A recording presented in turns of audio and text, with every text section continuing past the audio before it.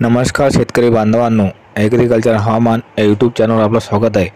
मित्रांनो, या व्हिडिओमध्ये आपण 7 मार्च ते 9 मार्चचा महाराष्ट्र त्याचप्रमाणे इतर राज्याचा हवामान अंदाज पाहणार आहोत. शेतकरी बांधवांनो, काही अभय कारणामुळे आपण 5 ते 6 दिवस व्हिडिओ देऊ शकलो नाही, परंतु यापूर्वीच्या व्हिडिओमध्ये आपण सांगितल्याप्रमाणे मार्चचा पहिला आठवडा हा कोरडा जाईल, म्हणजे मार्चच्या पहिल्या आठवड्यामध्ये कुठेही पावसाची शक्यता नसेल. तो अंदाज खरा ठरलेला आहे. तर शेतकरी बांधवांनो, इथून पुढे मार्च महिन्यात पाऊस असेल का आणि रब्बी पिकाकरता तो किती धोकादायक असेल याची माहितीसुद्धा आपण या व्हिडिओमध्ये घेणार आहोत. त्याचप्रमाणे 7 ते 9 मार्चचा हवामान अंदाजसुद्धा आपण या व्हिडिओमध्ये पाहणार आहोत. तत्पूर्वी जर आपण चॅनलवर नवीन असाल तर चॅनलला सबस्क्राईब करून घ्या. तसेच हा व्हिडिओ शेवटपर्यंत नक्की पहा. मित्रांनो, दिनांक 6 मार्च त्याचप्रमाणे 7 मार्चच्या दरम्यान एक मजबूत WTO येणार आहे आणि या WTOमुळे जम्मू काश्मीरमध्ये हलका ते मध्यम स्वरूपात बर्फबारी, त्याचप्रमाणे पहाडी भागात मध्यम स्वरूपात बर्फबारी आणि पाऊस होण्याची दाट शक्यता आहे.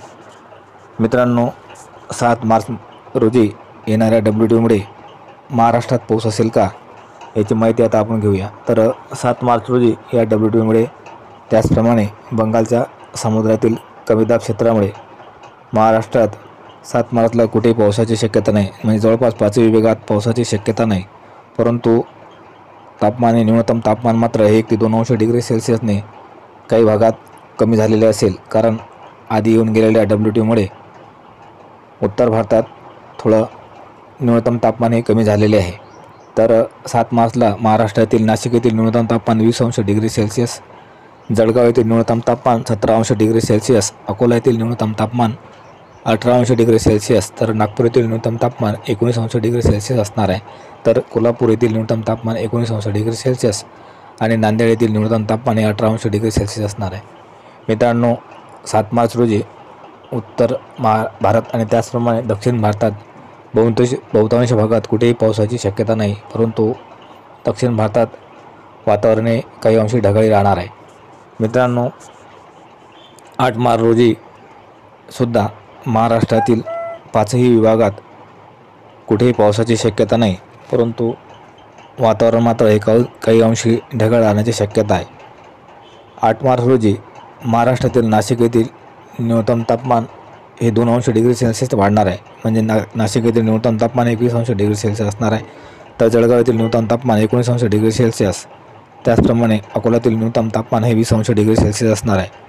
तर नागपूर येथील न्यूनतम तापमान 20 अंश डिग्री सेल्सिअस, कोल्हापूर येथील न्यूनतम तापमान 19 अंश डिग्री सेल्सिअस असणार आहे. तर नांदेड येथील न्यूनतम तापमान हे 19 अंश डिग्री सेल्सिअस असणार आहे. शेतकरी बांधवांनो, 8 मार्च रोजी अधिकतम तापमानात ही लक्षणीय वाढ होण्याची शक्यता आहे. जवळपास अकोला येथील कमाल तापमान हे 37 ते 38 अंश डिग्री सेल्सिअस, त्याचप्रमाणे नागपूर आणि नांदेड येथील अधिकतम तापमानसुद्धा 38 अंश डिग्री सेल्सिअसच्या जवळपास जाण्याची शक्यता आहे. त्यामुळे उन्हाच्या संरक्षणाकरता दुपारच्या वेळी शेतकरी बांधवांनी बाहेर जाणे टाळावे.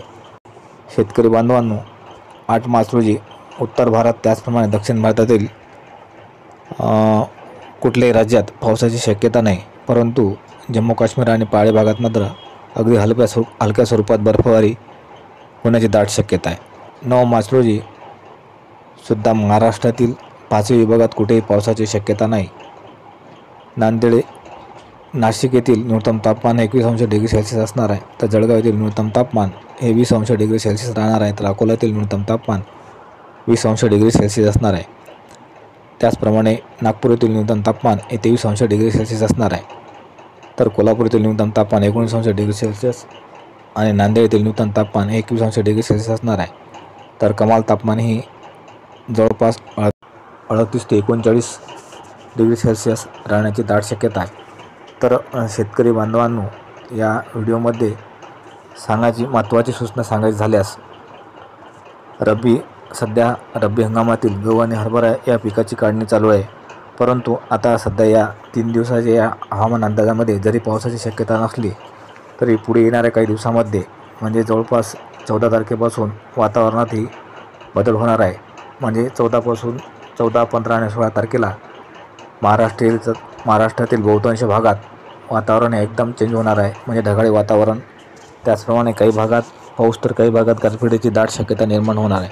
तेव्हा शेतकरी बांधवांनी रब्बी हंगामातील काढणीस आलेला गहू आणि हरभरा हा शक्यतो 14 मार्चच्या आधी काढून घ्यावा, कारण 14 मार्च नंतर काही भागामध्ये गारपिटीची दाट शक्यता निर्माण झालेली आहे.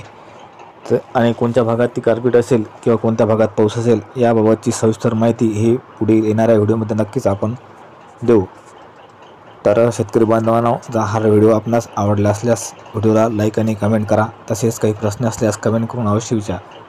आणि या चॅनलवरचे नवीन व्हिडिओ आपणापर्यंत पोहोचण्याकरता ॲग्रिकल्चर आणि हवामान या यूट्यूब चॅनलला सबस्क्राईब करा. धन्यवाद शेतकरी बांधवांनो, त्याचप्रमाणे यूट्यूब चाहत्यांनो.